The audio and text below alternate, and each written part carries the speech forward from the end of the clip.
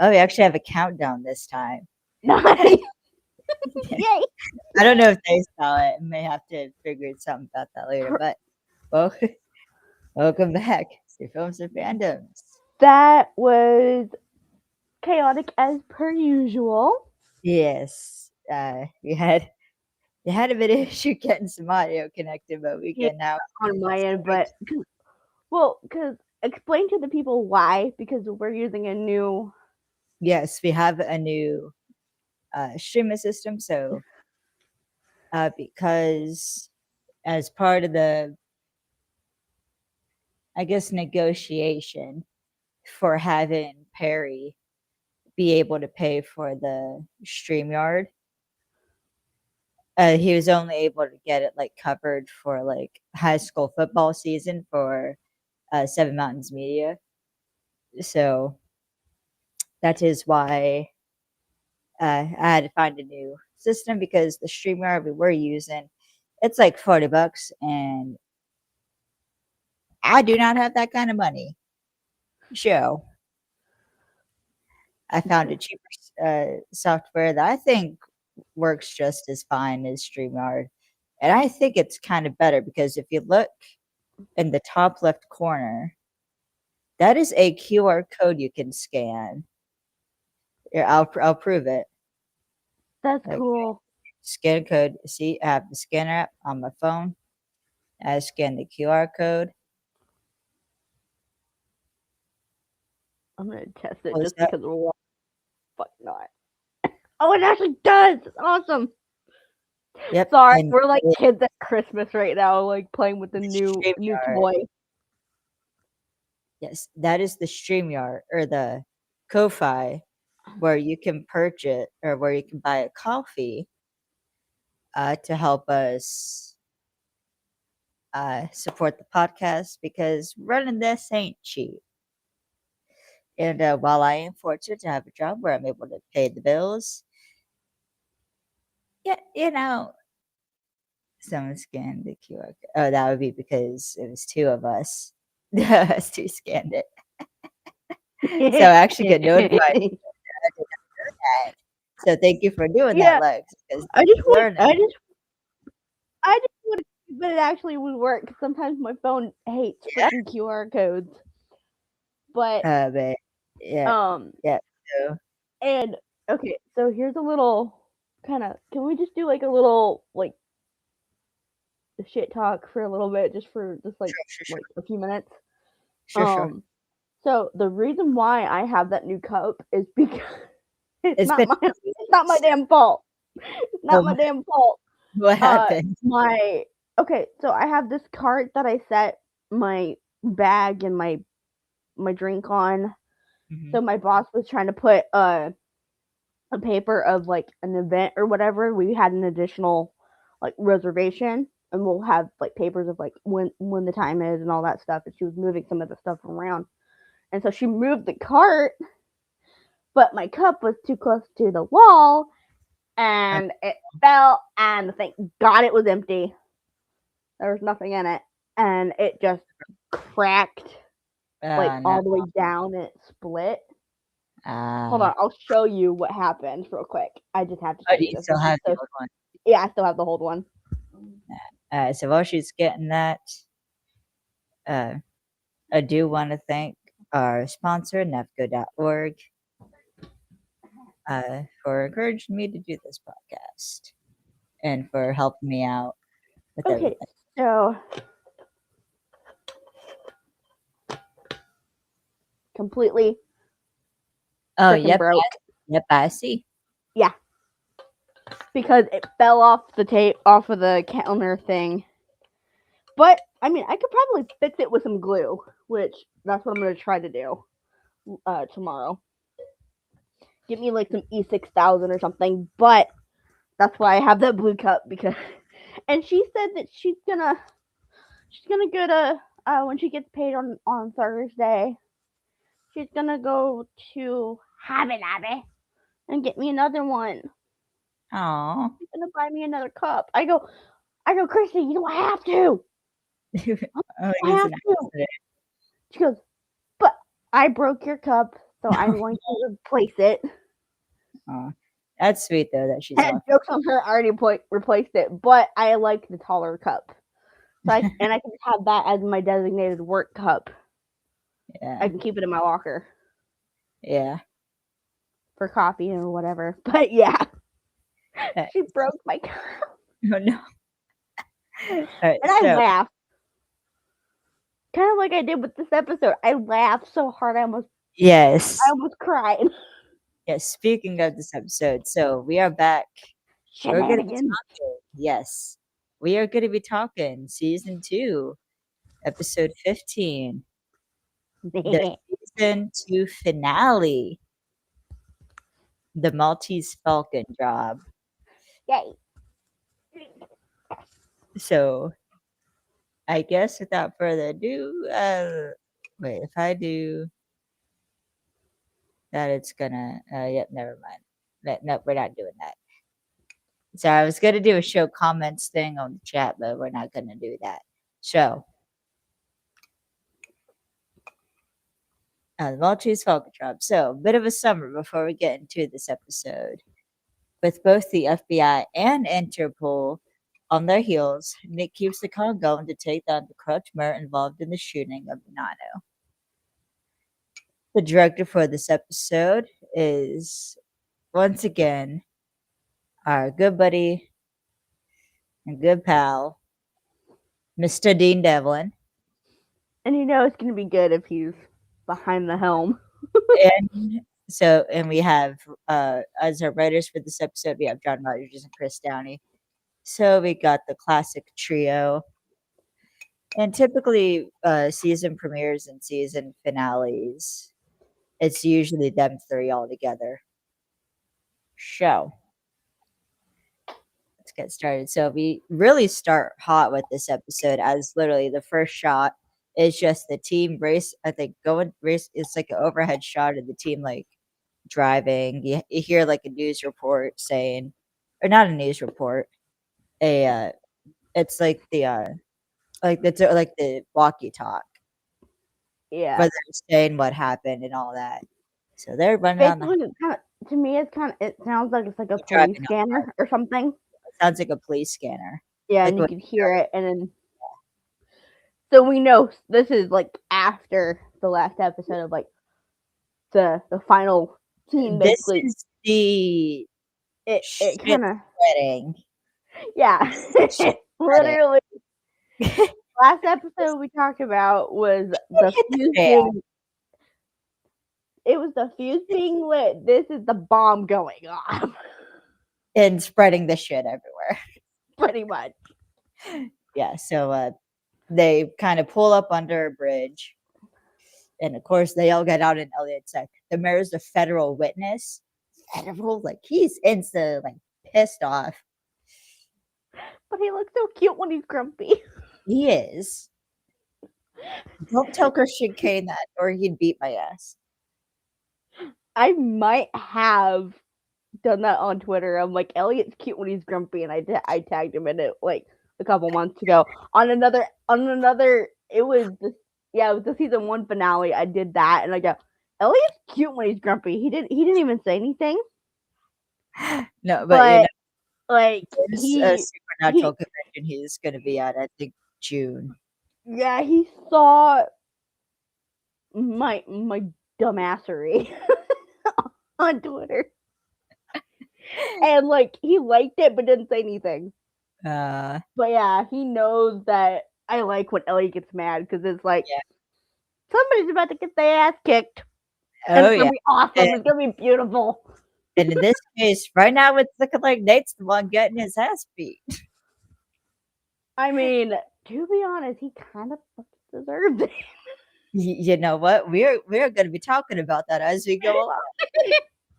We're going to be talking about that as we go along. So going on. So we find out in the last episode that basically the mayor is a federal witness, and he made a deal with the FBI in order to, and well, we find out specifically what the deal is, but we find out he made a deal with the FBI, and he was wearing a wire, which is how, like, basically how this whole shitstorm started. And so, Basically, the fuse that lit this yeah. Roman candle, pretty much. So Hardison's, he's like on his phone, he's checking on the rails. Is like, okay, all like Nate's blown, Tara's blown. So basically, like, we all fucking blown. All of their aliases are Yes. Like, fried at and this like, point. They are he doesn't have enough time to like do what he they're does. out the trash. Okay. So Nate and Tara, boom, they're done. Yep. They're done. So it's like, okay, until I can find out what I know, what they know, like cash only, no cards, no ATMs, nada. Nothing. And Elliot's like, all right, that's simple enough. Yeah, well, I'm assuming he's probably gone out with. He's probably had a similar situation happen with Les. Of course he has. So then, yeah. But so the next question is, well, first Nate, of course, knows the mayor's guilty because why would he cut a deal with the feds if he wasn't guilty? Yep. And then immediately after, Artison's like, shit, we're all blown pretty much, I think, is what he says. Yeah, because he was like, like they're ripping through Nate and Tara's. There's a gag moment, like briefly with Nate, and it's pretty quick. At first, I didn't catch this when I first watched this episode for the very first time, but he goes, "Geek spiral, calm it down." Yes. Well, no, because he was explaining how we figured out this next part, which is Yeah, where they're hiding the mayor. of course. And they also ultimately, what's important is they decided to stay together. Yeah, because he's like, yeah, at this point it's pretty much fucking moot at this point if we try to split up. Yeah, because like when they split up, They're all screwed. well, if you think about it, in the season 1 finale, they split up. Now this And then time, it just got worse. we got to stay together. Like we can't let these guys have any time to cool down. But We like gotta for finish me, this now. the differences between season 1 finale and then this season finale is the fact that he's like, okay, so when we split up, shit hit the fan real quick for all of us, and we got burned pretty quickly. So let's stay together and not spread like cockroaches, and try to figure this out together and try to piece That's also salvage it if we can, salvage the con if we can at this point. yeah, and also like It's a salvage mission, basically, is what this is. yeah, this is the salvage part. So yeah, so Hardison, this is the geek sprout part, and then Hardison explains that when he called the FBI agent and or the Nevins, we find out her name is. I don't think I said her name in the last episode, but Nevins. We find out she, or when Hardison called her, he put a worm in her phone so he can hear her like calls, Mm-hmm. and and he starts spiraling about that. Hardison's like Hardison geek spiral. And it was just so quick. And he immediately goes, sorry. Yeah, He yeah. immediately shut up. And he's like, okay, listen to this. And then he plays a voicemail where it's revealed that like Interpol is joined in and they say the name of the hotel that they're going to be taking the mayor to. And Nate's like, okay, that's where we're going to go. And they're all like, The hell? what the like, hell? yeah, Like, you want to go to a hotel that is going to be crawling in about 20 minutes. with feds, like actual feds. You know, it's like, well, it's the last place they'll expect us to be, but we got to get there first. So they all pile back in the car. And then after like that little thing, but as they're standing around, we get a roundy round. We do. We haven't had one of those in a long time. By No, a long time, I mean the season 1 finale. That is, I think, yeah. I squealed. I squealed. Which, to be fair, rounds when shit's hit the fan. Yep. Or is to show like a change in like tension, or but it's still really cool. I love it. Yes, I love that. So Nate basically decides they're going to go to the hotel. and they're gonna kidnap the mayor. So Nate and his dumbass ideas. yeah, so it's funny. It's at the hotel. This actually part is genius on Tara's part because now obviously they need to get a couple of rooms. Yep. So Tara, Parker, and Elliot are tasked with getting the rooms. I'm assuming Hardison and Nate are back at the car covering their tracks. Yeah. But Parker points out when she sees like I think it's like a housekeeping. No, I don't think it was housekeeping. It was somebody. He's tending to one of the other rooms, and Parker's like, okay, if I steal his master key, he's gonna notice that's gone pretty quickly. And then Tara tells Parker to just lift a towel for her.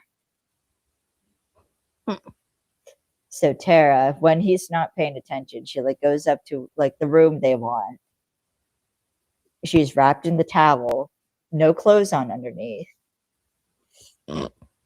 Then she does this whole routine of being like, oh, but like I just stepped, and she has like a newspaper in her hand.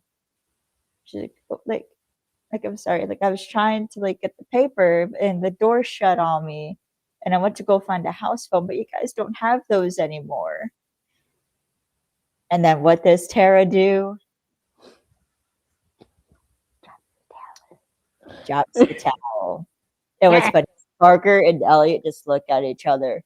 They're like, Yep. oh, They quickly like avert their gaze and they're like, oh, she's naked. the look though on There's like, oh, freaking Christian's face. how did this happen? It was like the oh shit, and then Parker with the like side smirk. She's like, "This is kind of hot." A little bit, yeah. So, yeah. And So I think that's what I think if I remember right, listening to the audio commentary for this, that's what Beth said. She's like, "Oh yeah, I was supposed to be kind of straight faced and kind of confused. Nope, I smirked because it was hilarious." you know what's funny is my notice. So at the hotel, Tara has Parker to the hotel, and then shouts like she got locked out of room and drops the towel on Fletcher's, but Parker, Elliot, and me included.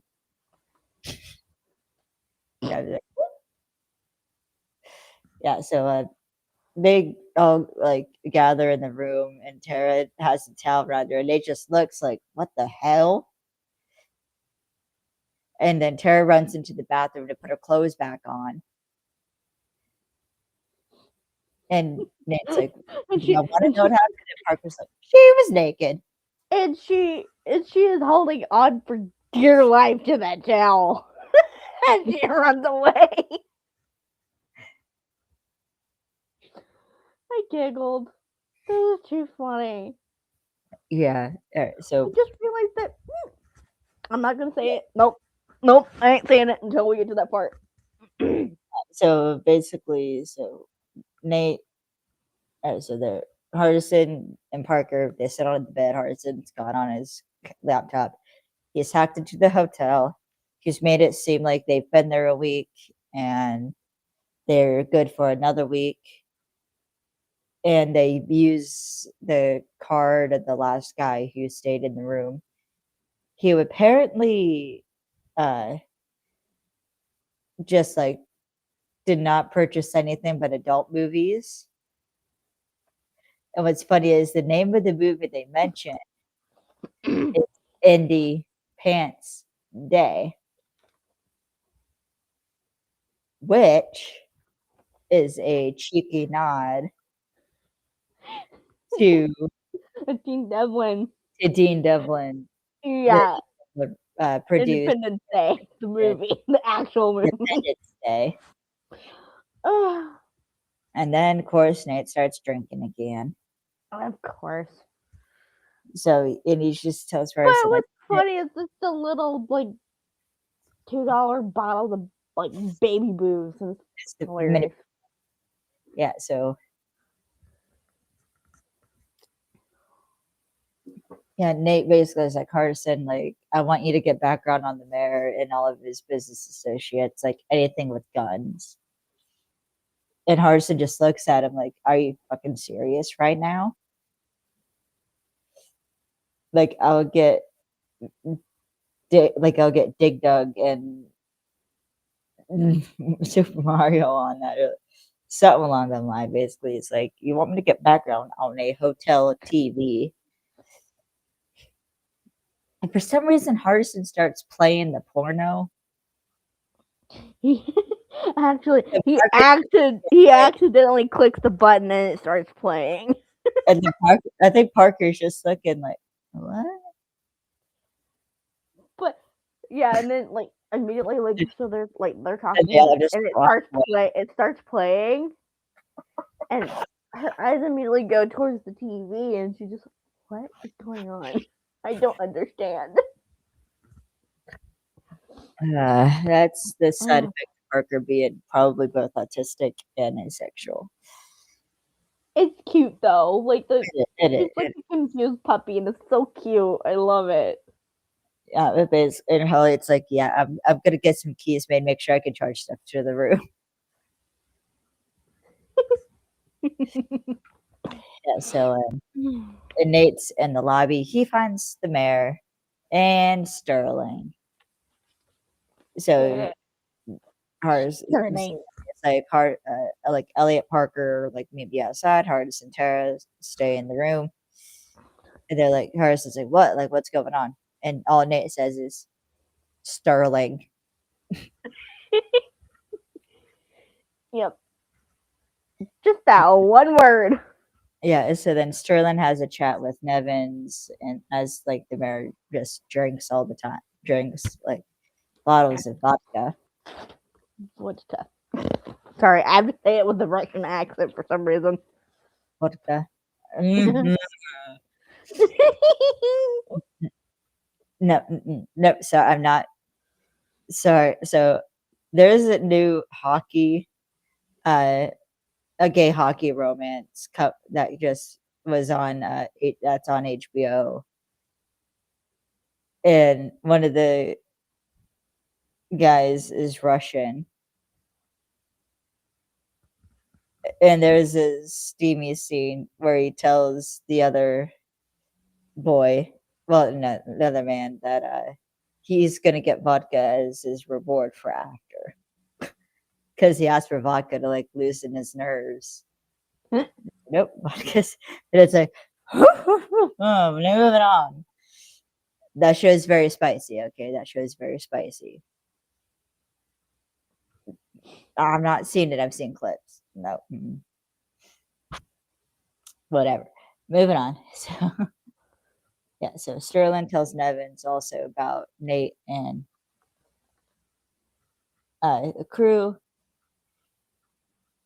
So and Hardison gives uh, like a rundown on the business associate we saw in the last episode, Tony Kadrick, who is a gun runner and overall bad guy.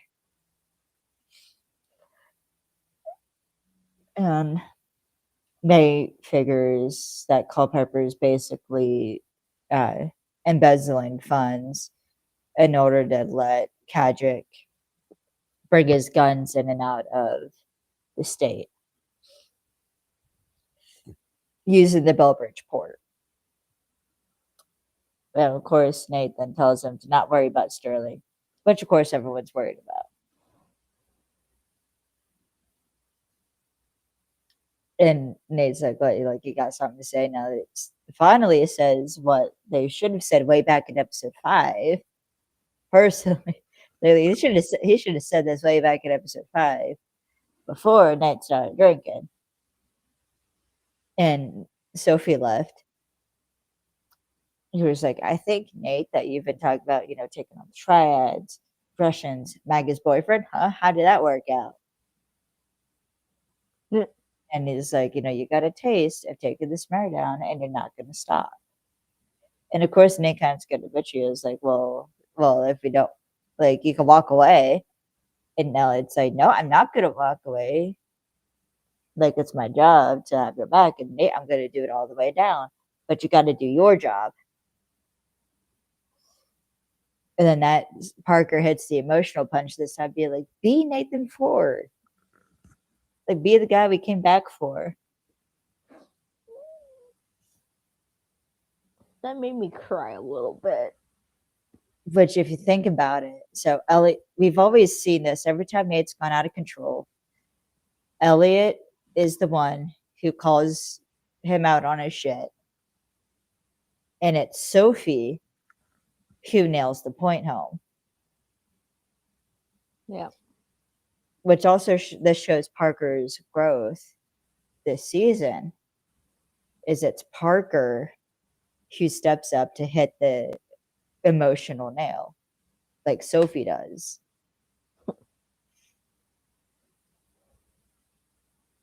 Yeah. So,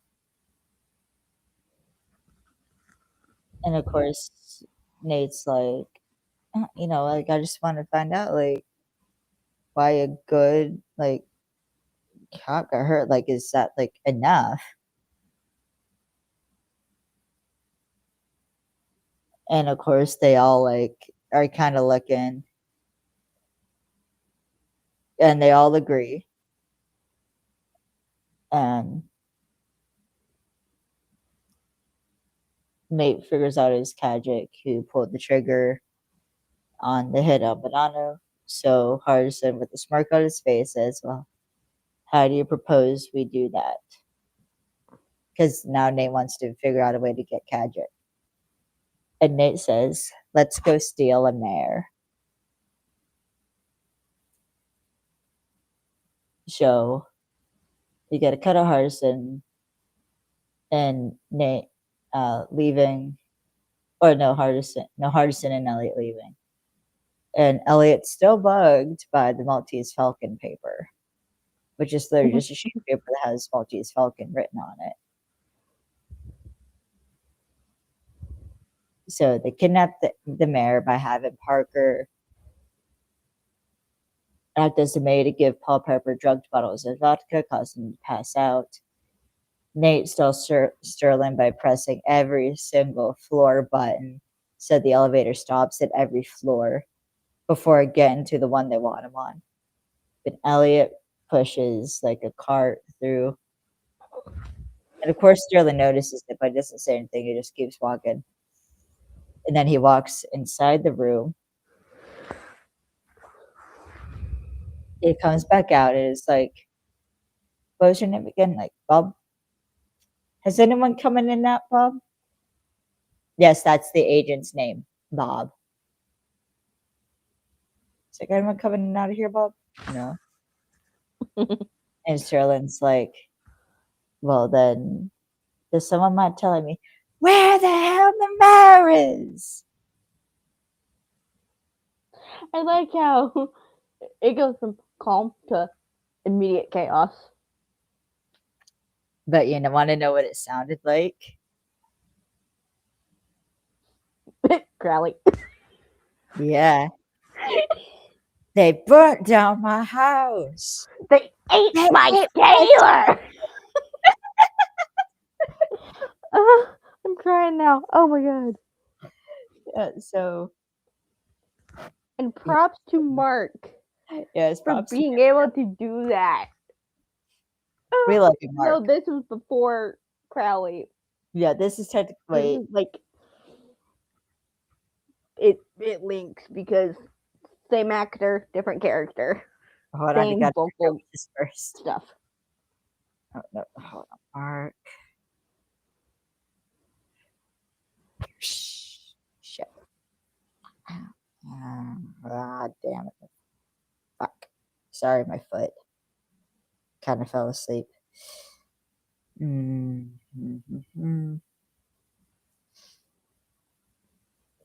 Okay, so Crowley, maybe 2009.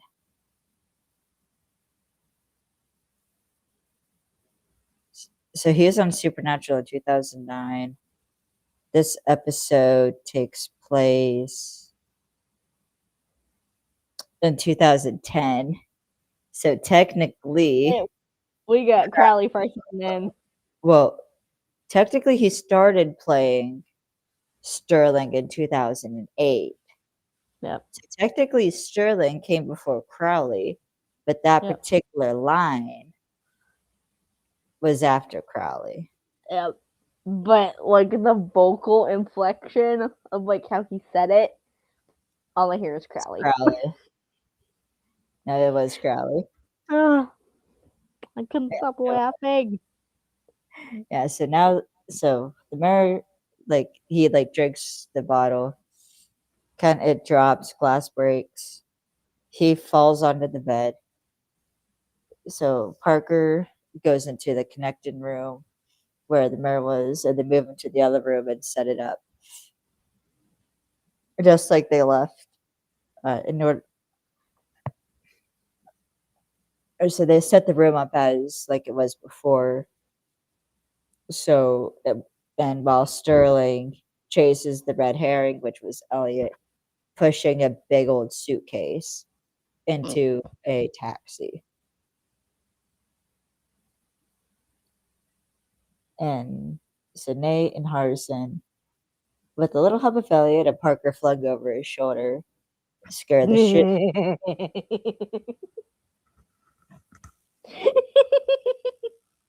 Sorry. The Yes, and the mayor, Culpepper basically confesses everything. But And okay, he, so yes, that scene, I'm picturing the convention where Christian's talking about this. He goes, yeah, the outfit was a little too short, so I had to keep pulling the skirt down so she wouldn't flash anymore.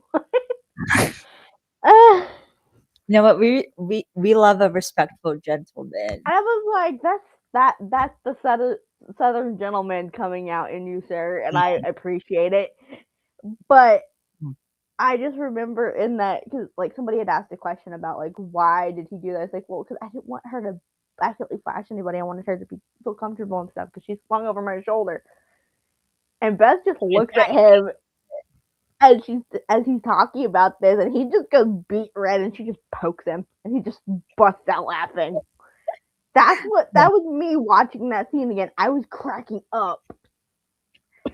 So Alex, you know how so this weekend for some context, this weekend at in Pittsburgh was Steel City Con. And one of the guests, well actually there was a few guests, but the one I want to talk about is John Rhys Davies. I told you I met him. What I didn't tell you was when I met him, he was going down pre-check and he had like was talking to a couple other people. And it took me a second to click like who this was. I was like, Kimberly. I didn't actually say that out loud once it clicked. I did though say that in my head. So like I say hi and I say hi and he comes over, I grab his hand and I was like, I just want to say like I like Lord of the Rings was one of the like my first fandoms. Like Lord of the Rings and Hobbit was one of my first fandoms growing up. He's like, oh, that's amazing. It's like you're this kind of this, like you're the size of a hobbit. I was like, yeah, I've been doing that before. I know, you're cracking up. It's like, like it was like I'm dead. You killed me. and I mentioned, like, uh, how, like, Oh, you quote, like, would you like me to describe it for you? Or should I get you a box? it's like what's happening out there? I can't see. And my Shall ghost I goes, describe it to you? maybe you let me to find you a box. And he just smirks and he goes, the Yeah, we were, giggle. but and then I was getting called elsewhere, so he like he grabbed my hand and he kissed my hand.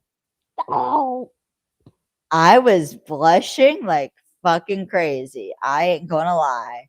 he is such a gentleman. Like that guy Shit, has he some was so swagger. sweet. Seriously. So sweet. Like he took pictures with like a family. I'm assuming the dad was a fan. Like he took pictures Yeah, with the as family. somebody who He was got not the one recently into said fandom, I love it. And Kiss my hand. he's just awesome. So of course I'm like running out to do a pre-check enrollment. I'm like, like Travis, just kiss my hand. I was like, okay, calm down. But then I wasn't able to process my freak out. So once I did my job, I had to like process it. Because then the day before I met Robert Patrick, yeah, so yesterday I met Robert Patrick, and I told him, I was like, you would expect someone like me to hear, like, I saw you from like Terminator 2. And he kind of nodded. And I was like, you want to know where I know you from? And he was like, like what? And I said, Good Day for It. And he kind of like lit up. It was like, how do you know that movie? I was like, I ain't gonna lie, Christian Kane. It's like, oh, Christian Kane. And then he That's so cute. Oh my goodness. still pissed I didn't ask him for a picture. But But too fair, he was kind and then what's funny is how I know him from. It's from a show called The Unit. If you haven't seen it, you should watch it. It's incredible. And he's in there. that earlier that day yesterday, or earlier the day yesterday. Oh no, it was Sunday. Was it Sunday? Sunday. I met Frank Grillo, who, if you're not a Marvel fan, he's Brock Rumlow in like Captain America: Winter Soldier, Captain America: Civil War.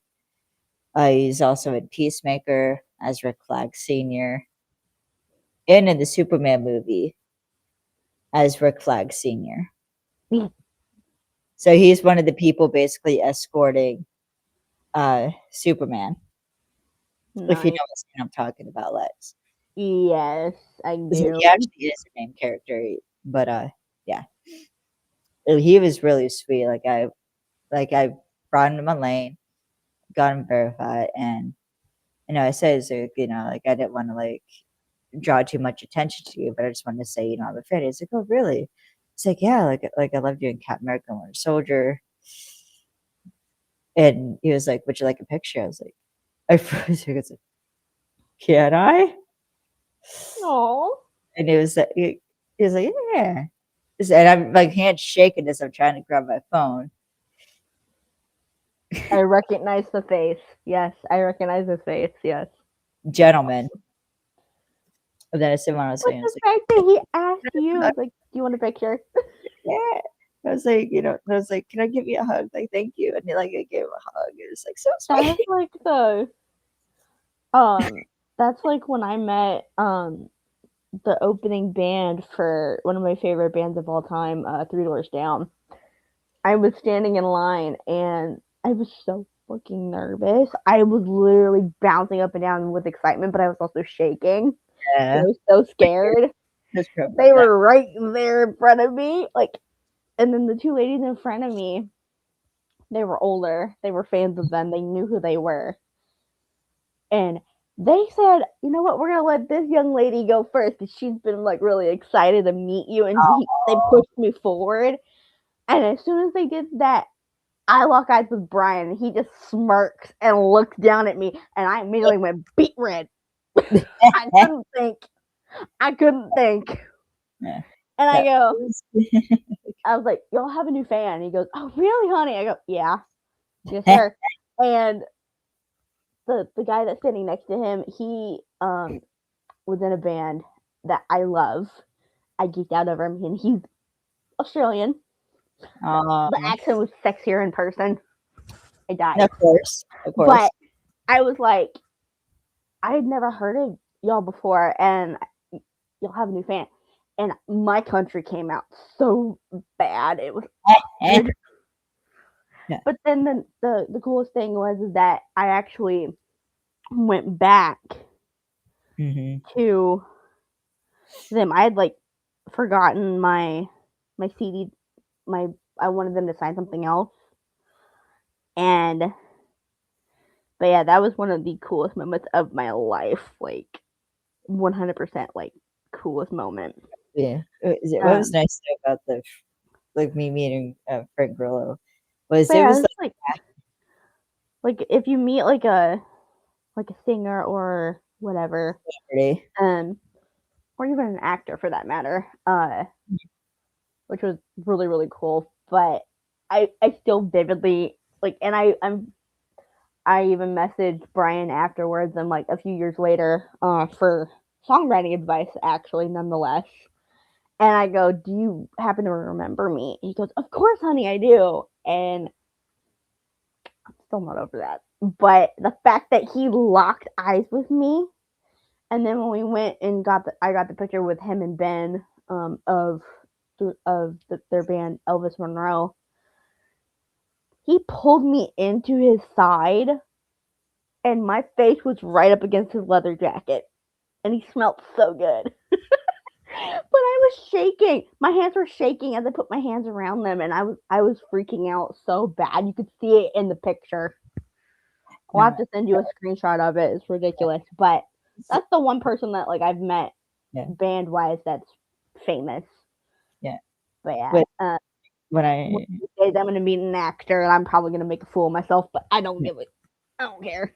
when I what was nice about like the Frank Grillo interaction was that was after I had gotten cussed out that morning by autograph hounds because I wouldn't let them near my lane. And then I got cussed out again later that day But because yeah, they it were was harassing a celebrity. So I was like, yeah. literally, I told them hounding her. And I was like, And I this ran is over, why, hell no. and but yeah, this I is literally why, said, oh, hell no, and ran over. yeah, this is why I am kind of glad that I didn't go to Kansas City with Nico to You meet. probably would have, well, might have gone a bit overstimulated. Yeah, that and me standing in front of him, I would just be giggly. I wouldn't be able to form words. I would just be staring at him. Cause that Yeah, man is hot, okay?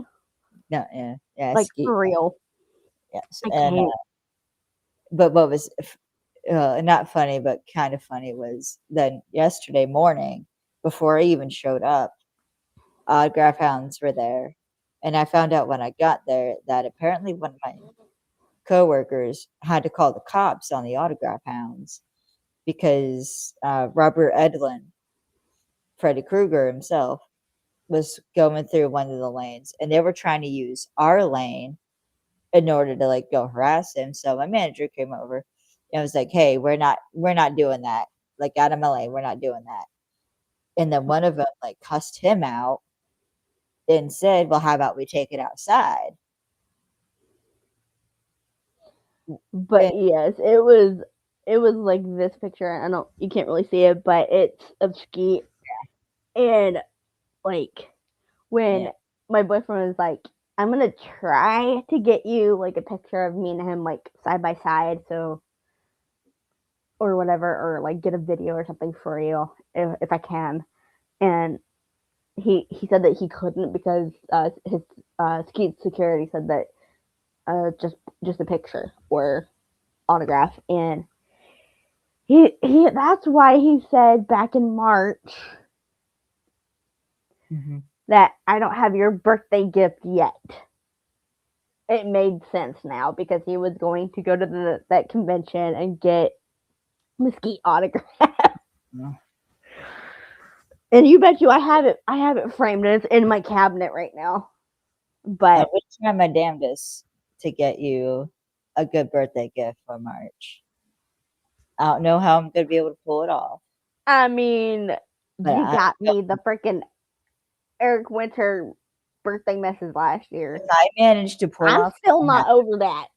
if I manage to pull off what I want to pull off, it's going to be bigger than the Eric Winter cameo. If I manage to pull it off, I still got to put some things in place to figure it out. If it's But if it's the I know if it's there's two people that like if I get like a video from or something like that, I'm gonna probably cry. And you know who? I do know who. Freaking. Oh, this man is so hot. Chad Michael Murray, for one. And two, I don't know this might happen, but it happened via message, but Riley Smith. Those are my two. Those are my two right now. Riley Smith and Chad Michael Murray. No, I'm gonna see what I can do. I will see what I can do. But yes, this is kind of built on our love of TV shows and movies and stuff like that. And it would not be for the actors for us to do this. And honestly, without leverage, we probably wouldn't be doing this. Like, yeah, probably wouldn't be doing it. So, and it was because of a leverage fanfic that I messaged you on Instagram all those years ago. I thought because he would always comment on my Wattpad story or on like the chapters on Wattpad. Yeah, and then you went over to Archive of Our Own, AO3. Yeah, I took everything on there because I wasn't happy with the way Wattpad was doing stuff. But yeah, like it was one of your like little short stories, and then I found the Hitter Scroll, and I binged it literally when you first started writing it. Yeah, I'm still working. Wait till you read the chapter I'm working on. Yeah, and then I messaged you on because you had your Instagram, and then it just snowballed from there. Yeah, and now 6 years of friendship later. Yep. Yeah, it should probably be. Yeah, and we're almost to the end of this episode, by the way. I'm excited. I feel like we're at the halfway point by now. Yeah. Yeah, so Nate sets up a meeting with Kadric in the shipyard. Elliot knocks the mayor out. So Tara points out, I was like, even if we get the mayor out of the city, we're going to have the clothes on our bags. And Nate's just like, Hardison stashed the mayor in a closet somewhere. Everyone, and he tells like everyone else to go do a sweep at the docks. And then Nate just leaves. Of course, they're like, what's he doing? Then we see Tara sitting in a stairwell, phone call. And then she sets up a meeting with Kadric, which I must admit, when I saw this, I was like, Sarah, what the fuck are you doing? Alex, you're like really breathing into your mic. Sorry. No, you're just breathing into the mic, Kevin. That's what I get for being really, really like stuffed up right now. Oh, you're all right. No, you're good now. It was just when you were laying down, it was. But yeah. So Tara's obviously got something up her sleeve. We don't know what yet, but Nate goes back to his apartment to grab a picture his son drew. And Sterling walks down the spiral staircase. All the other FBI agents come out. And of course, Sterling gives Nate their signature glass. And is like, Sandy, you'll come here because you're still an honest man and you're not like them.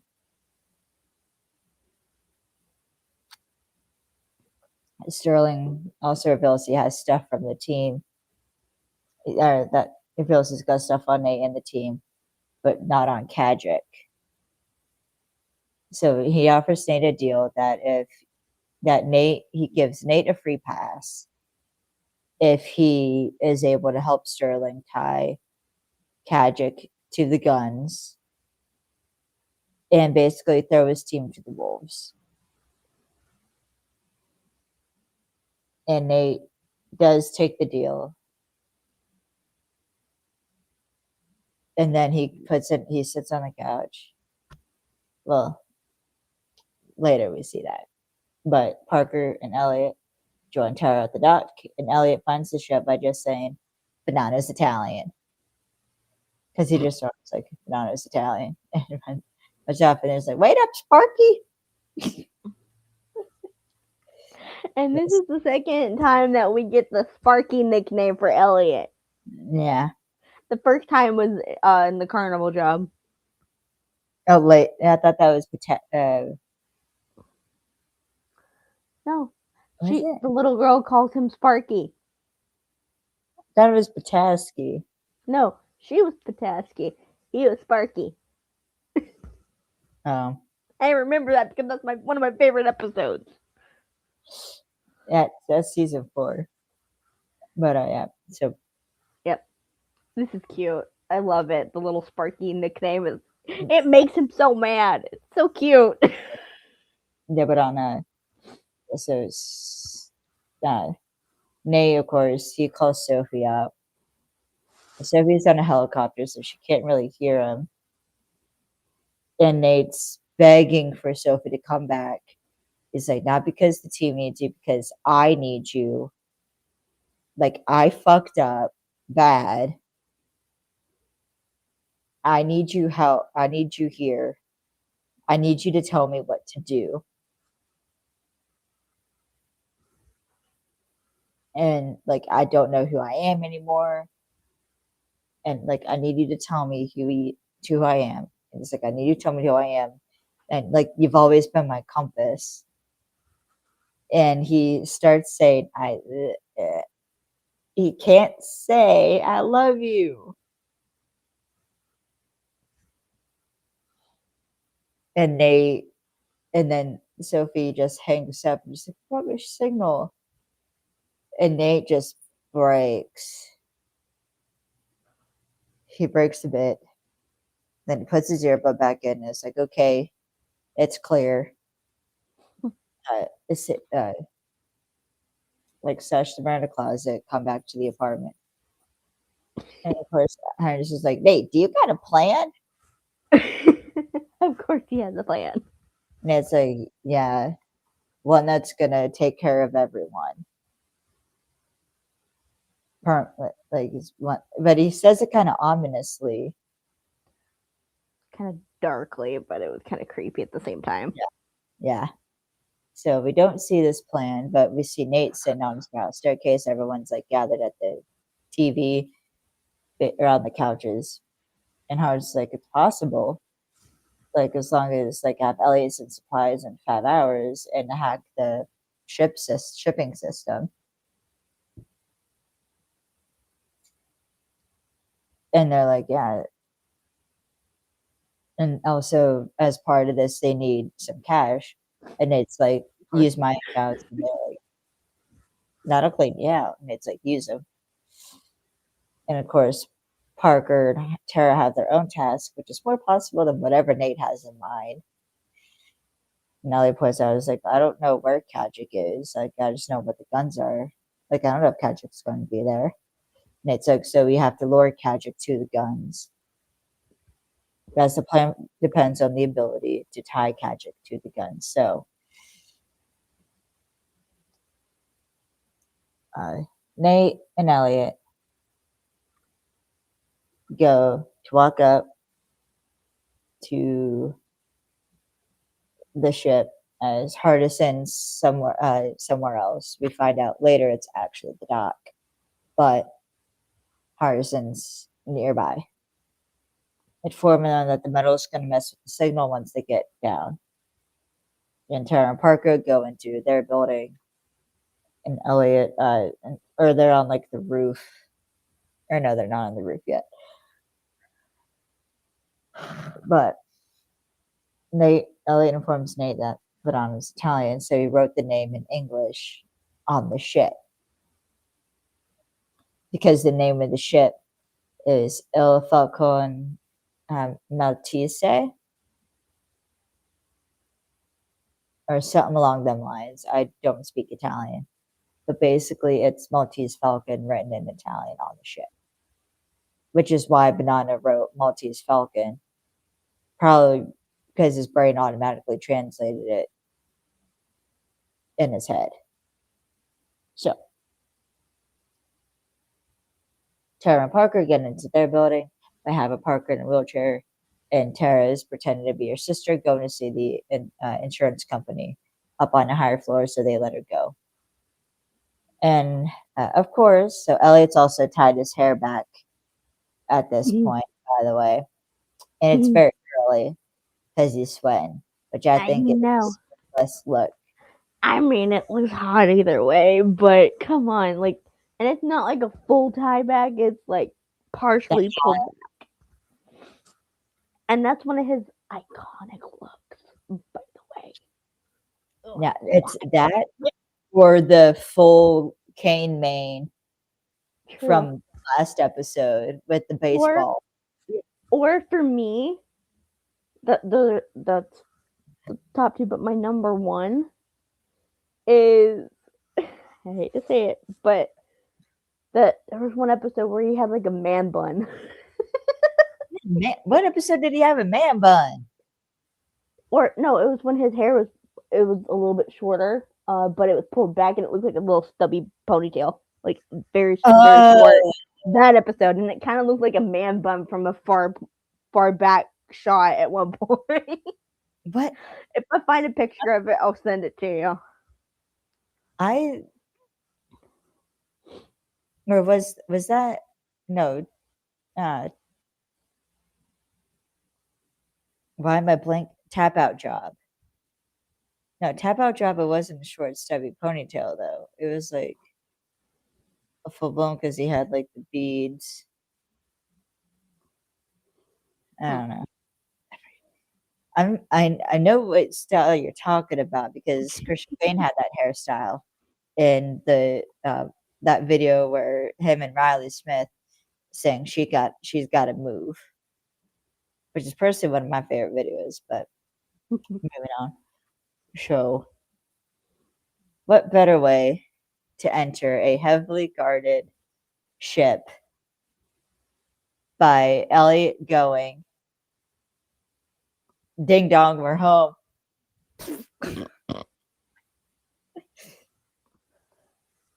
And he knocks out two goons before, of course, goons with guns come out, point guns at him. Nate flashes the cash. It's like, tell Kadrick I want to say, I want to say something. Tell Kadrick I want to meet him. And as they get escorted in, Elliot starts counting. And I love it. Yeah, so Tara, this is where kind of things start like really going fast. Because Tara and Parker go through the roof of the building. Hardison wakes call Pepper up and scares him with the drill and just like you're tells him he's got to call Kadrick. So Hardison forces Culpepper to call Kadrick, has the drill, and Elliot and Nate meet with Kadrick. And then when Culpepper calls Kadrick, Culpepper's freaking out, being like, oh, like they killed my FBI handlers, cut them little pieces. And Nate, that turns out, is like, I mean, I didn't do the cutting, that was mainly him. No, it's like, thank you. And Nate's like, you work hard. Which, if you think about it, is the first time Nate has actually shown appreciation for anything Elliot has done. Which should have been the signal that Nate had something else up his sleeve. Of course he did. And we're gonna find out what that is. But yeah, so Parker helps Hardison hack in and they find or Hardison helps Parker hack into the building and they find the evidence box. So Nate and Elliot end up in the hull of the ship, but Elliot ain't got a signal. So they gotta get Elliot to go up top, and Nate sets up a private chat so Elliot can sneak out. And Parker and Tara are done with their tasks. Hardison finds out about Tara's meeting with Kadrick because Hardison's going through like security footage of the hotel. I'm assuming it was the hotel at least. And Hardison sees meeting, tells Parker about it. And Parker gets this like sadistic look on her face. Parker like just walks up to Tara and Tara's like, what? Like what? Parker grabs Tara by the throat and walks her to the edge of the building and then leans her back over it. And Parker's kind of terrifying. So Elliot gets And Elliot also I love that this part is like Parker turns on the psycho switch a little bit. mhm. Yeah, well, and then Elliot has also gotten caught, and so has Nate. Nate and Elliot basically both get caught. Tara then reveals she didn't set up the meeting, but she set up the meeting for Sophie. Sophie's back. Sophie Finally. walks in and she basically talks Kedrick. I'd be like, look, like, I don't care if you clean up this mess. Just I don't want to be charged as an accessory after the fact, okay? Love that. And Nate's heart eyes. That boy is whipped.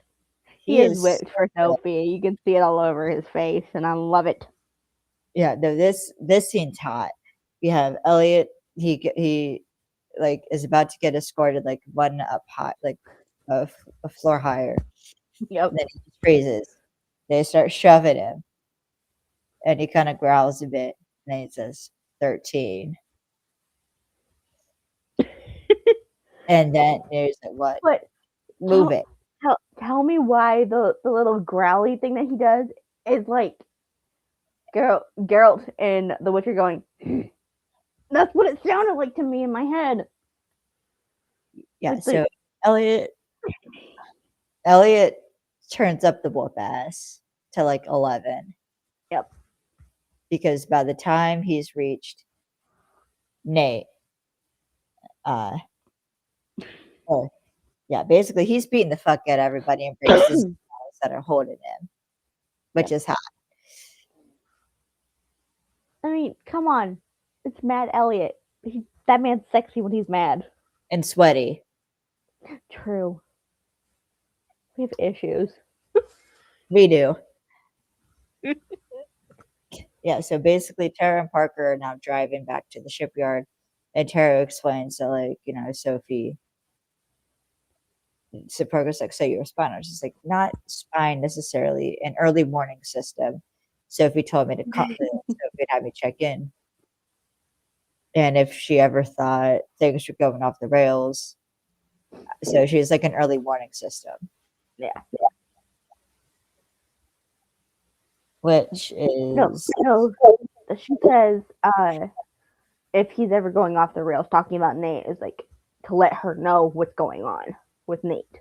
Basically, basically the babysitter system for Nate at this point. A little bit, but and like the plan was an early warning system. So Tara set up Sophie as a buyer, so that way she could come in and help him. And Hardison finds Elliot, and they just find out Sophie is there.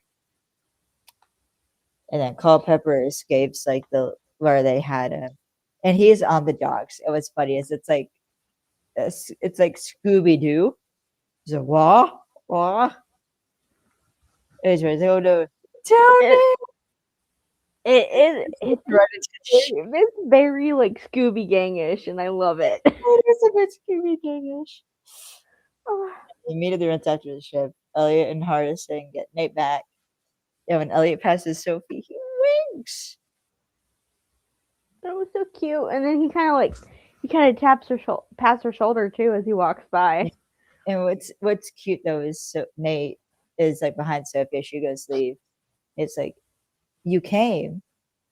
And then Sophie turned around, looks at him with like a big smile on her face. It's like, you said you needed me. It's like, now come on. Can't leave a job half finished. And then she walks off, and it's like the line from Percy Jackson, where it's like Sarah Jackson. The I think is her name Sarah? Sally. Oh my God, Sally Jackson. I can't believe I messed her name up. Sally Jackson in the show Percy Jackson and the Olympians. She like summons Poseidon And then she turns to look at him. It's like, you came. And he says, you called. I think that's where that line is. Yeah, that's exactly where it's from. But Yeah. But Nate just has hard eyes the whole time. that boy is so whipped. You can see it all over his face. Which He still loves her. which makes this next part so sad. But So also a little bit kind of funny because he kind of yes, is yes. the undoing part of that relationship in this moment of like So, what's happening next yeah, on his so own. He set the rails for it to derail at this point. yeah, so Culpepper runs down to the bridge. They all lock them inside, but Cadrick, of course, has a gun. Starts shooting, and we find out that Nate got hit. Yeah. So they all run. Tara meets them up, or they all meet up. Parker hugs Sophie, and Sophie's like, Parker's hugging? Parker's like, kinda. It's like, that's a work in progress. That was cute. And Tara He's like, does, yeah, that was like her moment of mom's back, pretty much. back. And then Tara does the first smart thing any one of them has done this entire season and leaves. She's like, Actually, wait. Nate kind of gives her a look before she walks away. Tara, at this point. yeah, because Elliot's like, you're gonna be okay alone. Or Nate says you're gonna be okay alone. Tara's like, I'm good being on my own. And Elliot's Yeah. like, well, if you need any help, well, if you need help getting out of trouble. And Horace is like, well, if you want help getting into trouble. And she's an iconic. She's also a lone wolf as well. She is, which is why I think she gets along with Elliot so well. Exactly. Look, I said this in the runway job episode, and I'll say it again. I think they did it, but I just can't prove it. I mean, it would make sense with how they looked at each other before she walks off. But yeah, so Tara's gone. She's safe. Yep. Sophie has an escape plan. There's a helicopter. Yep. So they get stopped by Sterling, though, and the FBI. Then Nate, of course, walks up, handcuffs himself to the railing because he still has the handcuffs on. Of course.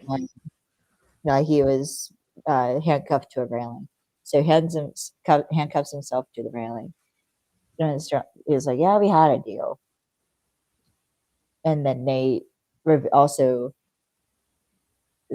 goes back on the deal by saying, it's like, look, we burned. Like, you have nothing. Like, we burned all the evidence that you have against me, Yeah. Kajic, and my team. I'll give you what I learned. Like, I agreed to accept this evidence in return. You leave my team alone, and you only arrest me. Yep. And of course, like, no one likes this, but they can't do anything to help Nate without like making things worse. Yeah. And then at this point, like I wanna bring this up because Go ahead. this is a subtle little kind of, I guess, military. It's a military thing. The way that Nate has his hand tucked away, Yeah. it's like the knife hand, like you have it That was sheathed. also covering his shot wound. I know, too. but it's sheathed, and I immediately went, "Oh, he's concealing a weapon, but at the same time, he's not." Yeah. But He in a way, he kind of is because he uses his hands to create these plans. his And mind. it's a double-edged. Yeah. Like he's protecting himself, but also putting pressure on the wound. But the way that And he's holding it, in a way. Yeah. it's like the sheathed knife hand, basically. And he's also like pretend like he's also because like they don't know Nate doesn't actually have a gun on him, Yeah, and it's Sterling that's what it looks like. well enough. And so, like, no one's going to do anything. What's funny is Nevins then comes out, points her gun at Nate, and is like, "No, we do not take this deal." Sterling just puts her gun down. He's like, "If you shoot, like, you do anything, I'm shooting you myself." And then the look on her stupid face. Like, what? It's, You're yeah, gonna yes, shoot so me? Nate, Him? yeah, so Nate's got to give his goodbye speech, and he tells the team that they're some of the most honorable people he's ever met, and they become his family, and he won't ever forget that. Then he tells Elliot to get them on the chopper. And he literally grabs Parker and like pushes Yeah, her. he takes Parker while she's like, "Come on." And then he like kind of like He like pats taps her her shoulder. It's so cute. and It's hers. like big brother. It's so cute. I love it. He takes them three or them two away, which it's fitting that he tells Elliot to because he knows Elliot We'll protect them. will protect them no matter what, even Yep. even if it means giving up Nate. Of course. Elliot knows, and then Sophie goes up to Elliot or goes up to Nate and is like, and Nate finally kisses her. Finally, Finally, we finally got a kiss.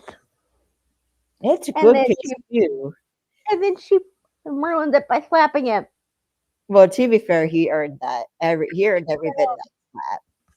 And Earned every bit of that slap. and I'm not gonna lie, it looked like he kind of enjoyed it. I think because he knew it was coming. Of course.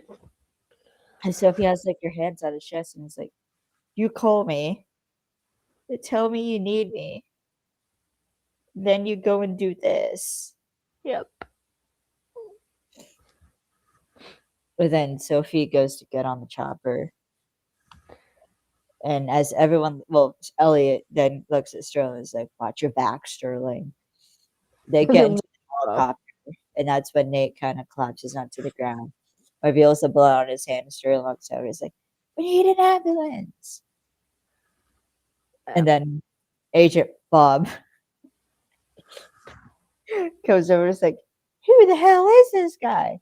And Sterling just looks up and is like, "Oh, I don't know." You filthy liar, Sterling. And Nate says, "My name is Nate Ford, and I'm a thief."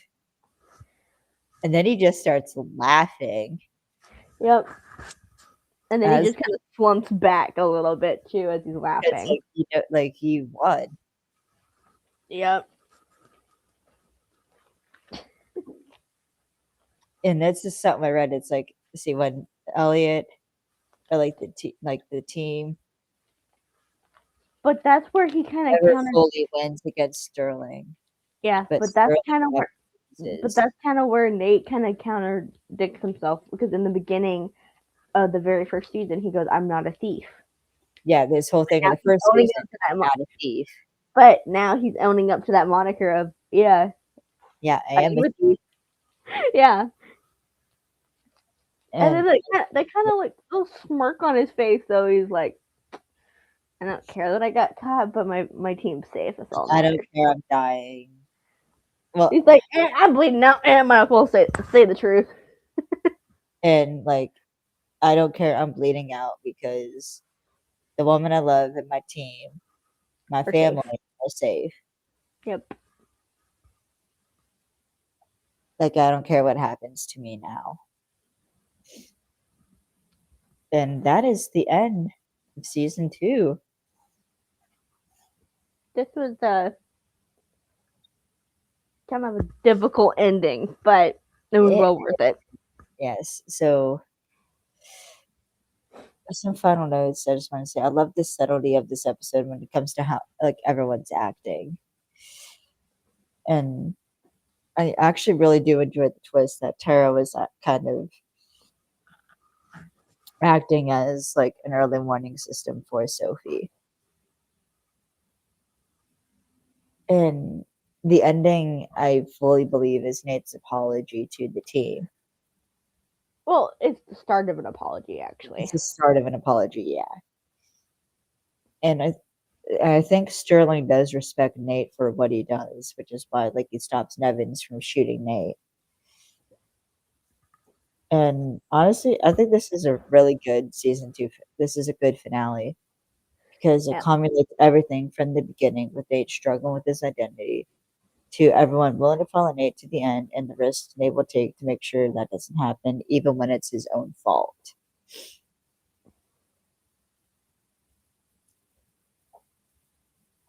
And yeah, those are kind of my main takeaway points when it comes to like season, at least this episode. Overall, season wise, because this is the season 2 finale, I just want to say I feel like honestly this was a really good season. You know, we had a lot of character growth from Nate Yeah. with his struggle with identity, especially and his struggle with his alcoholism. Yep.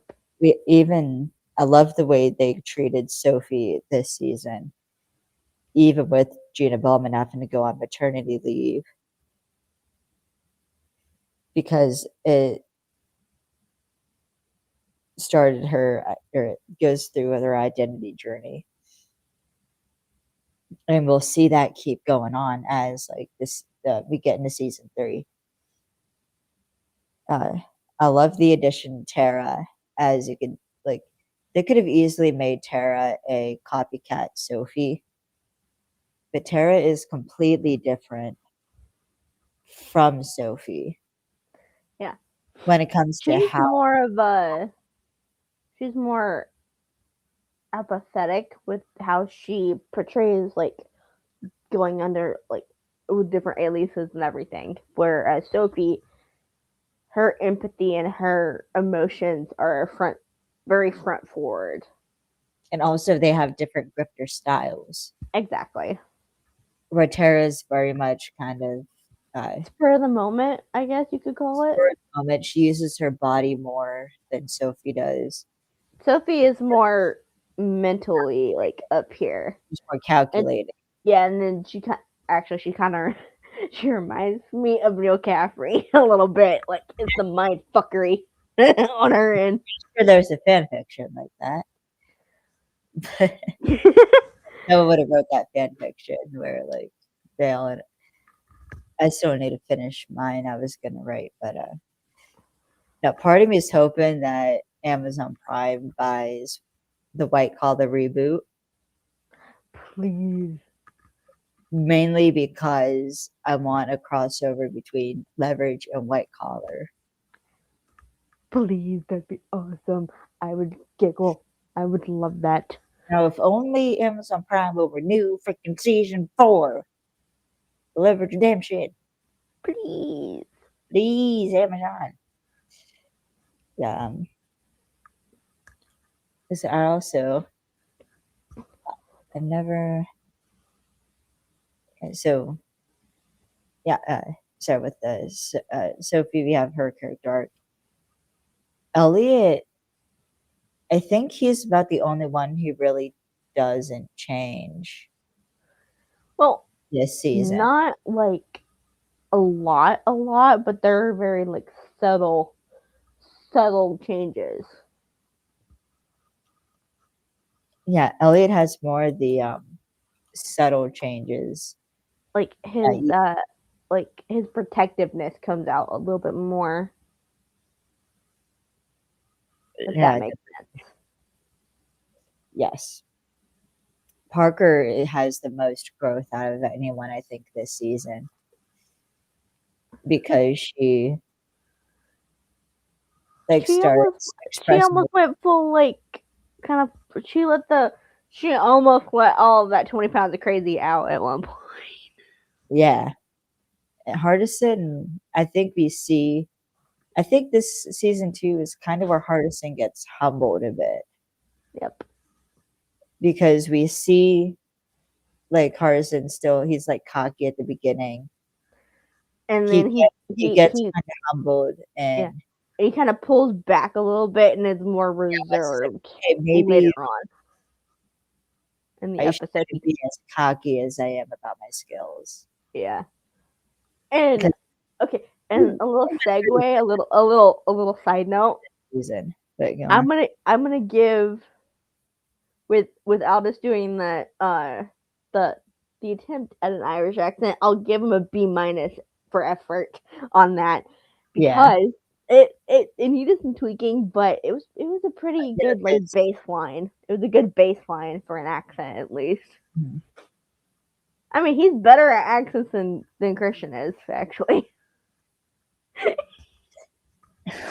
Yeah, And you know it's true. yeah, so yeah, Hardison, I think this is the season where he gets humbled because all of season one he's bragging about his abilities, like I'm the best.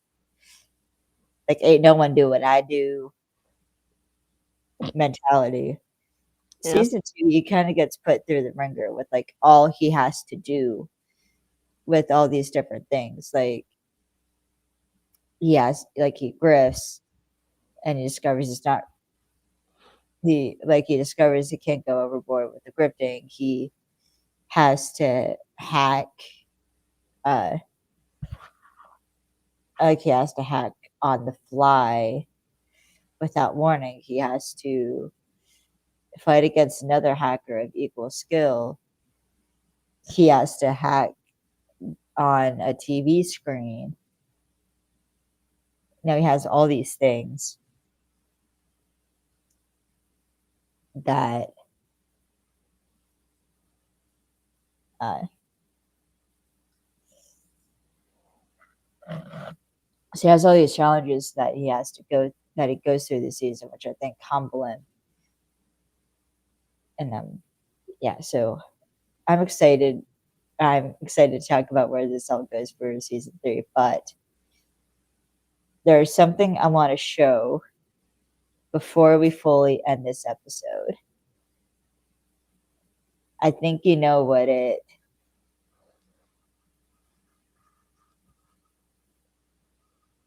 Yep. I think you may know what this is going to be.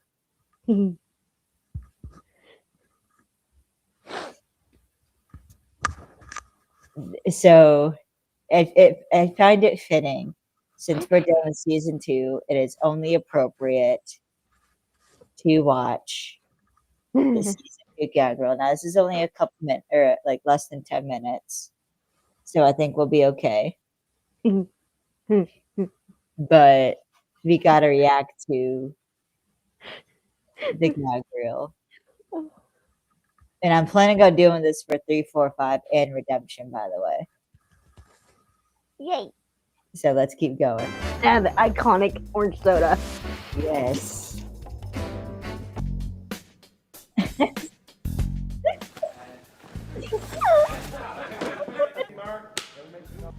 Come give me a hug. Look who just got the arm cross first. Well, I'll do it the next day. Mm-hmm. I thought we weren't I'm still allowed doing to. it. The hair beads. No. So what? Really? I created this. You did. I stand like this all the time. Would you just relax? I have the thumb pockets on. The pocket thumbs. What should I do? Just Low self-esteem. What was that? You go perm your hair. It's the disorder. Picture of hair in the camera. Pretty cool. I think this is like Jake and compared to season 5. The double hair flip. Still rolling. I'm just fixing my hair. Hair in the camera. The Maltese has issues with his hair. That little fucking strand he's got sticking out. Do you see that? Oh, that's Want me to go hilarious. downstairs and tear his femur out and beat him with it? Want me to go downstairs and tear his arm off and feed it to him? Want me to go downstairs and hold him down while Hardison fists him? That's about it. Holy shit. I blinked every time with that part. And Boom. Oh my god, he passed out! And this is how they get my heel. I love the part where they And actually, apparently Rad's butterlet foot. yeah, she pushed on his shoulder and he actually legitimately passed out. That was funny. Oh no. Help me. Ooh. All right, mama. You know what? For you, she's on double secret penetration. What the fuck?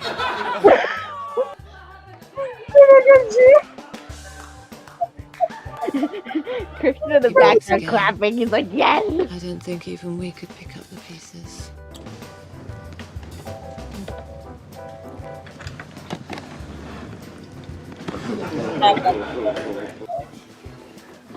I could climb every mountain.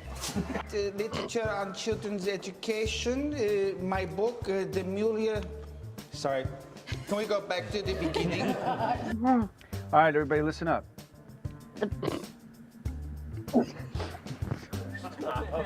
Be that a settlement or jail. I thought you were offering him sex. This squib and blib, I don't know what the hell. Sorry. That's called a whopper, by the way. Mama's home. Mm-hmm. Yeah, she is. There's fucking ants everywhere. Hurry up! The best is about outdoor shoots. Especially in Pennsylvania during Land of Last season. It's okay, you don't have to cry. You're good. You're good with plans.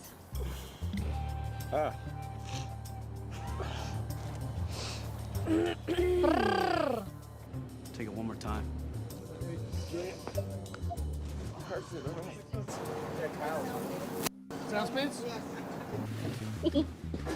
What's up, bitches? Awesome. This is working well. That one. I'm Beth Reese-Craft. The close up. The close up of the camera. Ready?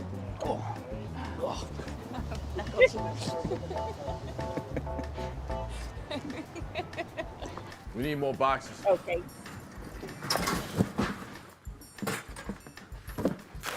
And a lot of luck. Way too much ghetto though. I read the ball. That was the script before. They cut that out of this. And it I was saw a 4 sets of breasts on the way to my car, and 3 of them were chicks.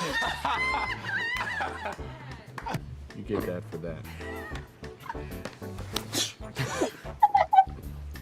And Jared said also order like there, don't you?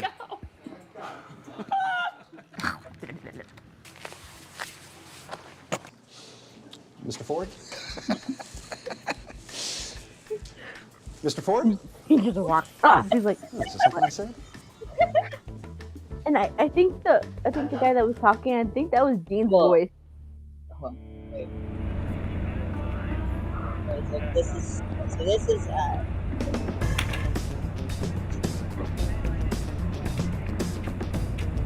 not good on this stuff. Yeah, that's kind of that's what it looks like. Hey, I'm Kale. Came onto this guy as an intern. I knew the only way I was gonna get respect around this piece Shout out to Bell, was by the way. with, something that really showed like manliness. And so I was like, what shows manliness better than a sweet beard of justice? Started, He's get hot. some respect This among is the high peeps age, by the doing way. that. Season 2's a tough one for me. And I had to, I had to go in and I had to get it. As the season progressed, the beard became more lush, more succulent, more respect given. There's probably Earned someone out there. through the beard. You can't grow it. And it's just the way it is. Yeah. Respected. Copy, looking for Beth and Albus. Oh. Okay. Tell you about these nail guns, girl. That's a man. Seriously? Nathan, we're coming. We're coming. Okay, I'm sorry. It's professional, man. Come on, man. Hold up.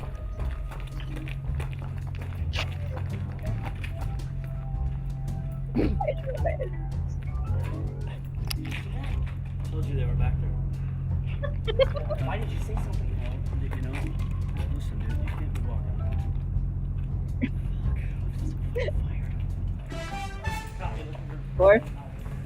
Four minutes later. That was funny though, but I didn't realize that. Well, Chris stuck a good oldest button shirt. Tie on that third button. Christian and Alex on the way to set. And there's Beth.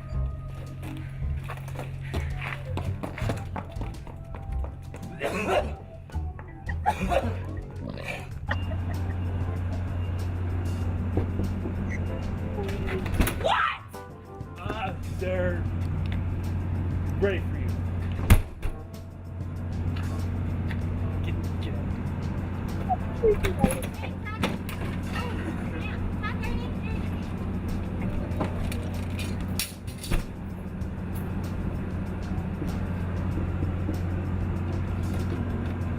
Hey Beth, good morning. So running a little behind, but we're gonna get you in hair and makeup first, and we're gonna go rehearse. And then after we're done rehearsing, we will shoot. That went well. Yeah, copy that. She should be coming out any minute. There's Christian Kane, star of Leverage Season 2. Christian! Hey, bud! Talk to us By about the way, Season this 2, man. all Oh, you come got on. just randomly approached Lex, by the way. Busy actor on the phone making deals. Tell us about Season 2, Christian. Listen, guys, Season 2 was awesome. It was great. And the I, phone's not had even a on. blast. And thank you, everybody, and I'm looking forward to Season 3. Yeah. Come on, Chris. Tell us your favorite episode. What's your favorite character? We're your fans, man. We're your fans. I'm on the phone. Ah, come on, bud. It's your main man. You can do it for me. And the guy's phone. I'm on the phone. All right? Ah, Chris. Give me a little something, bud. Give me a little something. Give me a little something on that. Interesting. Now let me. I Don't, love that. don't. Okay. There we go. I love the bloopers. I love the bloopers too. So, is there anything else you want to add for either this episode or season 2 in general? I love the fact that we get Sterling, and then we also get Richard Kind, who that man. Christian actually asked him to be on another show, which Almost Paradise. I love that Well, they have like this friendship already at this point, which is pretty cool. Yeah. And they'd been friends for a very long time at this. Yeah. When, They do golf charity events together. yeah, several of them actually. Yeah, then several of them, but yeah, so But yeah, they have a good like history with each other, which is really cool. But yeah. I love the fact that the cast and the crew are so comfortable with each other they can act like complete idiots. Yeah. But my thing, I just want to know what the conversation was for that like second to last blooper with like the fake encounters. I don't know what that conversation was like. Cause they always I bet it was like, let's make this as awkward as possible. yeah. Yeah, but no, keep in mind all this stuff was like in 2009. So the world was very different in 2009. Yep. But I love bloopers, man. I love like showing how stuff's made, which is why I love showing the bloopers because it gives everyone else Kind of like a little bit behind the scenes, a little bit of the breadcrumb of like the It's- final I've product. been on an actual film set before. And How to Rob a Bank, that was like eye opening because I was like, yeah. I was not expecting that many moving pieces. And Really cool. And I love the fact that most of the bloopers with Christian are just him failing to speak. yeah, I'm excited to get to season 3, man. Because that boy has like a thick Texas Oklahoma accent at sometimes, which is pretty funny. But yes, I really do love this. I I love the season. This is what it's a good like starting point, like to the tipping point of the switch up in the dynamic a little bit, which is awesome. But at this point, they had been filming for months, and they were already really close. And as Mhm. Kristen said, they are already pretty much a family at this point. Yeah, like, I think they all I don't know if they still do hang out They do. as much or as often, I guess I should say. I think just I know because busy schedules and everything, but yeah, Aldous and Christian do hang out quite a bit. yeah, Beth, I think well, she just does a lot of, like, indie film work with her boyfriend. Yep. But on occasions, they do. All three of them do hang out if they Yeah. have the time. But, like, Gina's posted stuff with Tim Hutton. And Christian too. Yeah, and, at Electricon, it was so cool seeing them all together.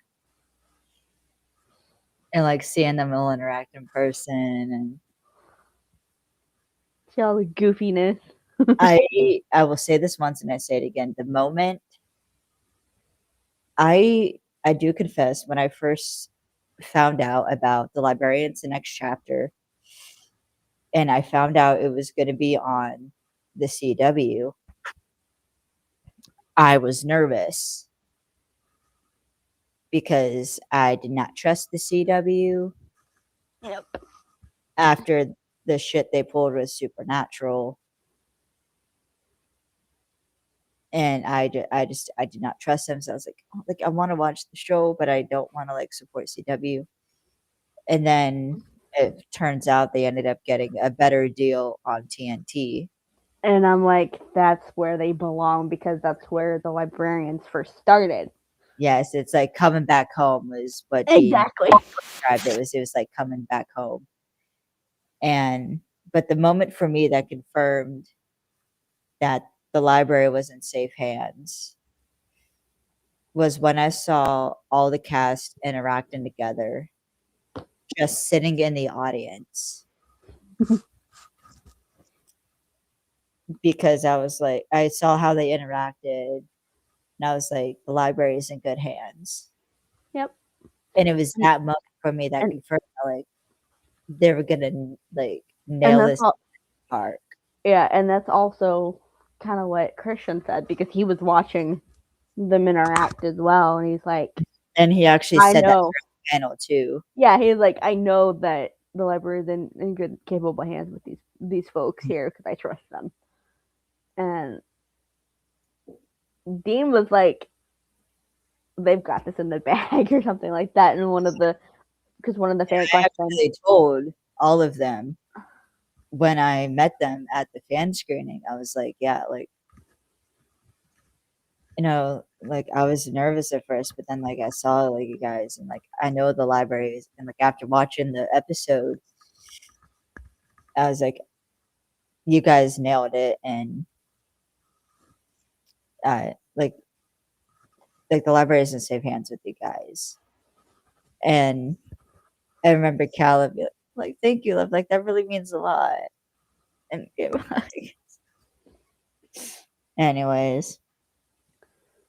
But yeah, so Dean Devlin seems to have a knack for picking people who just mesh together. Exactly. It's like it's I his don't know job or how he does something. it. He's got some magic. He's got some, like, magic foresight or something where he can put a group of people together and just make magic with it. Yep. And I think that is why shows like Leverage, The Librarians, Almost Paradise, why they still endure after, like, because Leverage, it's been over a decade since it Yeah. premiered. Mhm.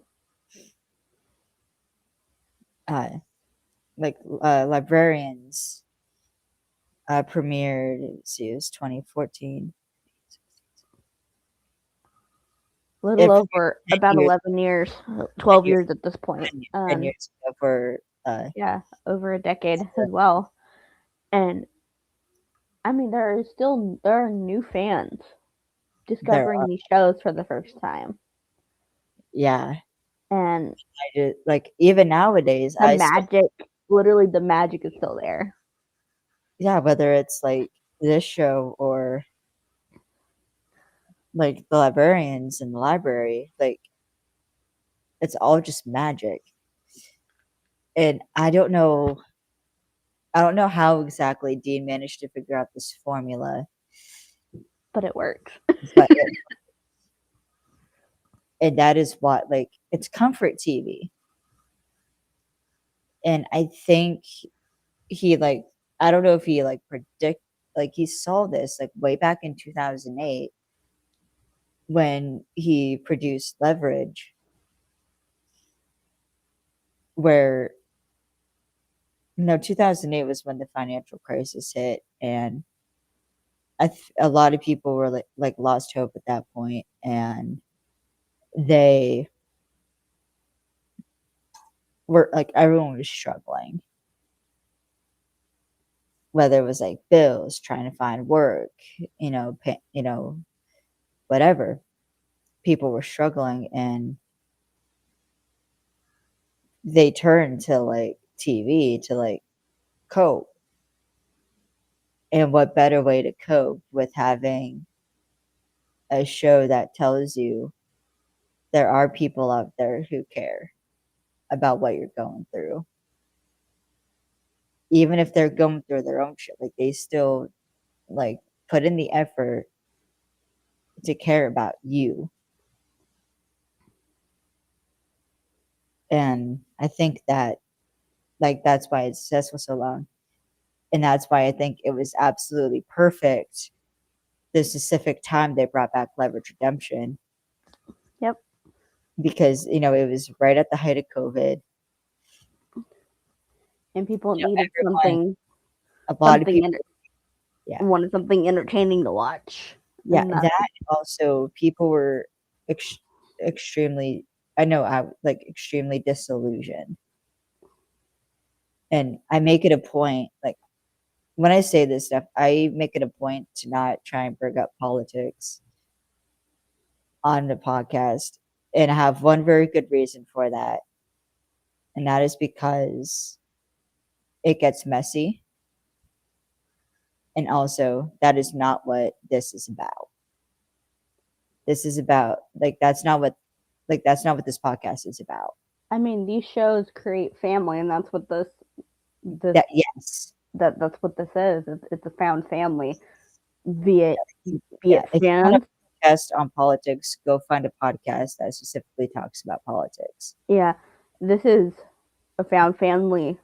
And that's what the fans are. They're a found family. Yes. And And talk about these shows I love as it. impacts fans. Yeah. Fans aren't defined by any one group or particular. Everyone has different shit they go through. Everyone has different circumstances that led them to where they are in life. The point of these shows is so for 1 hour, they can You can sit forget about it. and forget about it and enjoy just like Christian said, it's like, yeah, about overcoming odds. he's like, that's what Christian said. He's like, yeah, for an hour, 2 hour, whatever it is, you come to watch these shows to shut your mind off about what's going on in your life and kind of just forget the world for a little bit. And I love that. Mm-hmm. And I love that with The Librarian's Next Chapter, Dean Devlin has brought that back. Of course. And continues to bring that back even with, like, Librarian's Next Chapter, Librarian's Next Chapter, and also Leverage Redemption. Yeah, and that's also why I do this podcast. Yep. To talk about, like, the impact it has on fans and then break down these stories as they kind of pertain to, like, how they could pertain to anyone. That's what makes these stories so universal and why they're so loved, even internationally, Yep. is even though and a good example of this is if you listen to the podcast, Let's Go Steal a Pod. The lovely ladies on that pod, they not only talk about the podcast, or they talk about this show, but they also talk about Supernatural. Now, they are Australian, totally different world Yep. in Australia than it is in the US. But what was nice was on the podcast, they'd ask questions, be like, is this really how things are like in the US?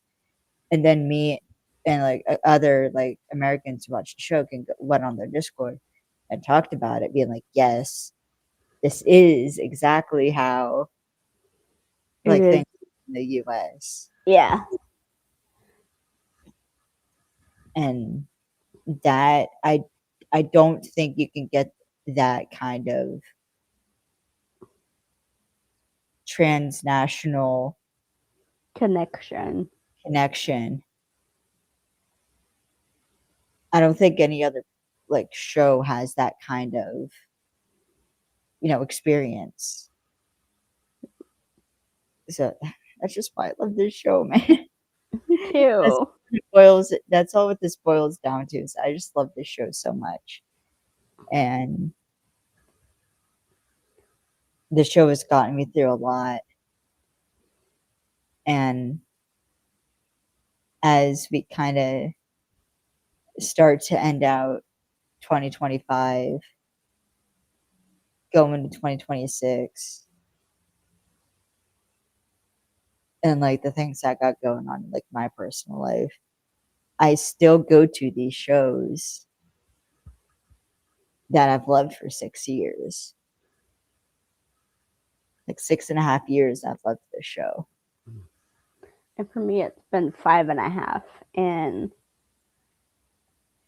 I can put on one of my favorite episodes and just kind of shut my mind off for a little while of the stress in my life and the crap that I'm dealing with my family or whatever.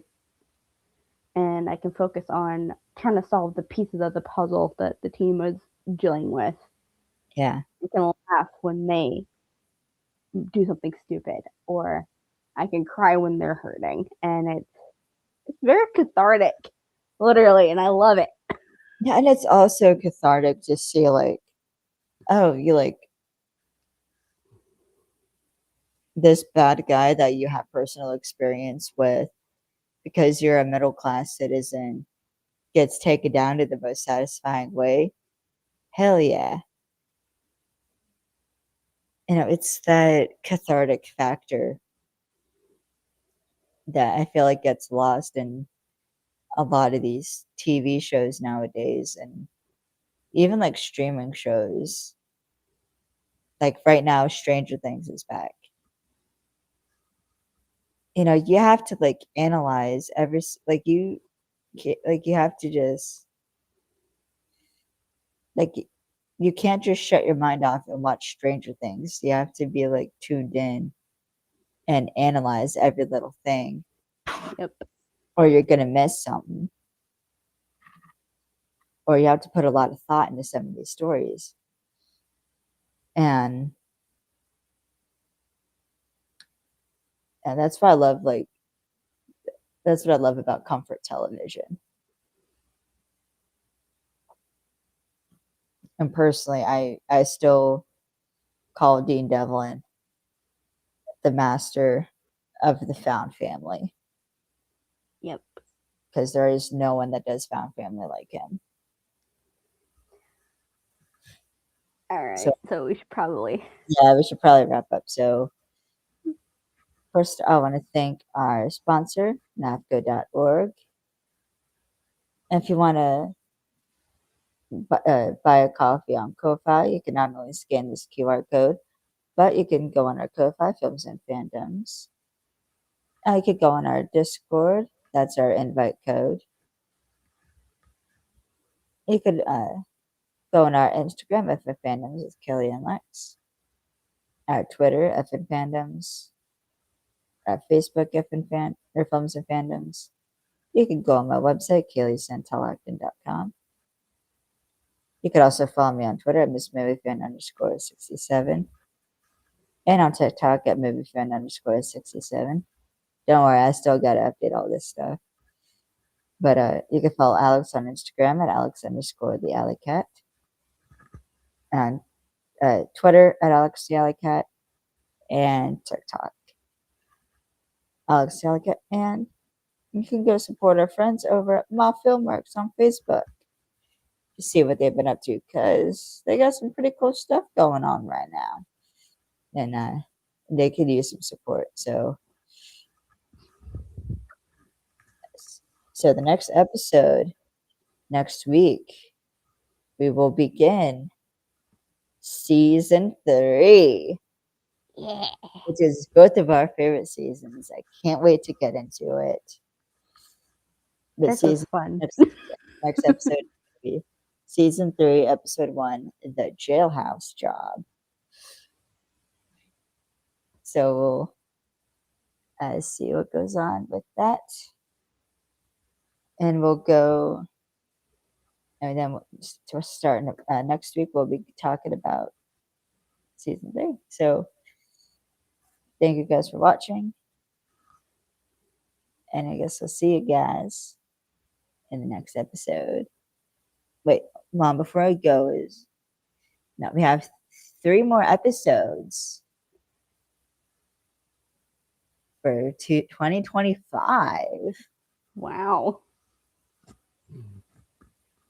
There are more episodes for 2025, Lex. Fun. Yeah, so I'll see you guys in the next episode.